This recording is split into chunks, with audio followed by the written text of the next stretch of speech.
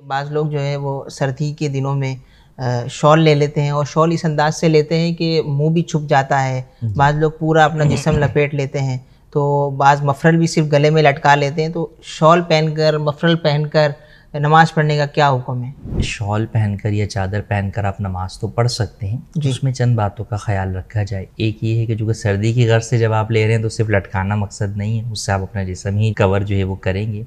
तो मफलर या कोई भी चादर जो है वो अगर आपके इस तरह गले में पड़ी हुई है कि उसके दोनों पल्लू जो है वो लटक रहे हैं दोनों तरफ से, चाहे दोनों आगे लटक रहे हैं या एक आगे लटक रहा है और एक पीछे लटका हुआ है, और वो गले के गिर्द घूमी हुई नहीं है, गले के गिर्द जो है वो उसका घेरा नहीं बना हुआ, तो इस हालत में कपड़ा इस तरह लटका कर नमाज़ पढ़ना ये सदल कहलाता है और इससे हदीस पाक में मना किया गया। तो इस तरह नमाज़ पढ़ना मकरूह तहरीमी है। कई दफ़ा ऐसा होता है कि इस तरह सर्दी के अंदर किया तो नहीं है, किया तो यूँ है कि चादर जो है वो यहाँ पे डाल ली, लेकिन जब आप रुकू में गए तो अब वो चादर जो है वो दोनों तरफ जो है वो नीचे जो है वो आगे अब दोनों तरफ लटक रही है वो, तो अब वो सदल वाली सूरत हो जाएगी। तो इसलिए आपको इस बात का ख्याल रखना चाहिए कि आप उस चादर को अच्छी तरह जो है वो लपेट कर किसी जगह पर जो है वो उसको घुरस लें, ताकि वो नमाज के अंदर इस तरह जो है वो दोनों तरफ लटकने वाली सूरत ना पाई जाए। जहाँ तक जो है वो चेहरा छुपाने का है तो मुकम्मल जो है वो चेहरा छुपा देना या नाक और कान मुंह जो है वो छुपा देना, तो ये भी तलस्सुम जो है वो कहलाता है, तो इसकी भी जो है वो इजाज़त